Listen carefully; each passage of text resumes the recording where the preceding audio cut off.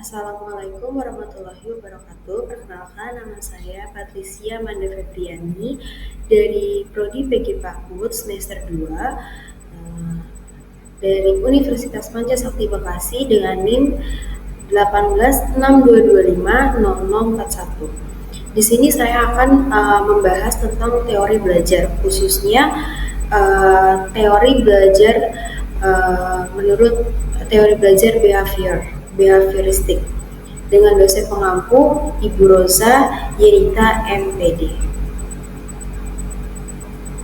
Di sini ada yang pertama pengertian. Apa sih teori behavioristik itu? Teori belajar behavioristik adalah teori belajar yang mengedepankan perubahan perilaku siswa sebagai hasil proses pembelajaran. Terjadinya perubahan tingkah laku siswa yang ini diakibatkan oleh adanya interaksi antara stimulus dan respon.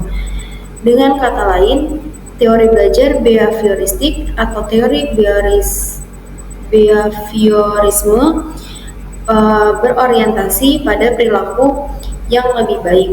Jika siswa tidak menunjukkan perubahan setelah diberikan pelajaran, maka menurut teori ini siswa tersebut tidak dapat dikatakan telah belajar dengan baik.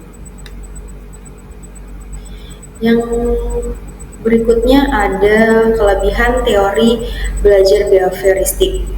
Yang pertama itu siswa selalu dibiasakan untuk latihan dan praktik, dan mereka dilatih untuk memilih unsur-unsur kecepatan, spontanitas, kelenturan, refleks, dan daya tahan. Di sini kita melatih anak untuk terbiasa. Jadi anak ini dilatih dalam kecepatannya dan spontannya. Lalu yang kedua ada siswa didorong untuk berpikir secara konvergen atau berpikir secara logis ataupun sistematis. Jadi anak-anak diajarkan untuk berpikir secara sistematis. Lalu yang ketiga itu siswa dengan dapat mudah mencapai suatu target tertentu dalam pembelajaran. Jadi dalam suatu pembelajaran siswa itu diharapkan mencapai suatu target tertentu dalam pembelajaran tersebut. Lalu di sini ada kekurangan dari teori belajar behavior.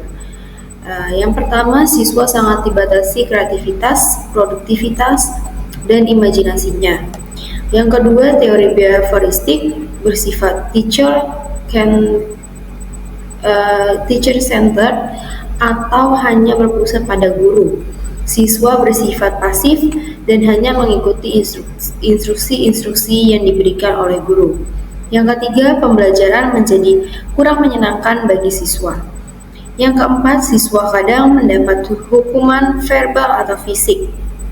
Hal ini tentu saja dapat berakibat buruk pada perubahan perilaku peserta didik. Salah satu contohnya adalah memberi hukuman peserta didik yang melanggar aturan. Yang kelima, tidak mengakomodir kondisi belajar yang kompleks karena hanya beracuan pada stimulus dan respon. Bersifat teacher center, jadi teacher center itu pembelajaran yang berpusat pada gurunya. Jadi dalam kelas guru memberikan penjelasan terhadap siswa dan anak-anak harus mendengarkan instruksi dari guru mereka. Dan terkadang pembelajaran seperti ini membuat anak-anak kurang begitu senang, kurang begitu enjoy dalam menghadapi pembelajaran di dalam kelas.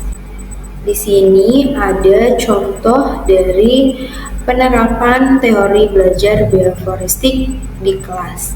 Yang pertama, guru harus menyusun materi atau bahan ajar secara lengkap, dimulai dari materi sederhana sampai kompleks. Jadi dalam pembelajaran teori behavioristik ini guru-guru diharapkan untuk menyusun materi dan bahan ajaran supaya pada saat di dalam kelas kita sebagai guru itu tidak bingung mau ngapain di dalam kelas, jadi harus dipersiapkan bahannya secara matang. Lalu guru lebih banyak memberikan contoh berupa instruksi selama mengajar. Nah, instruksi ini misalnya kita memberi anak kesempatan, misalnya instruksinya itu tolong maju ke depan. Nah, ucapkan yang ibu katakan kepada kalian, misalnya guru ini mengatakan saya rajin belajar. Nah, anak itu mengikuti contoh yang telah diucapkan atau diberikan dari guru tersebut. Nah, jika dia merespon, nah, itulah belajar behavioristik. Yang ketiga itu ada saat guru melihat ada kesalahan baik pada materi maupun pada siswa, maka guru akan segera perbaiki. Nah, di sini tugas guru adalah memperbaiki anak-anak yang kadang memiliki salah, misalnya dengan cara berdoa. Misalnya berdoa harusnya tutup mata dan tangannya dilipat.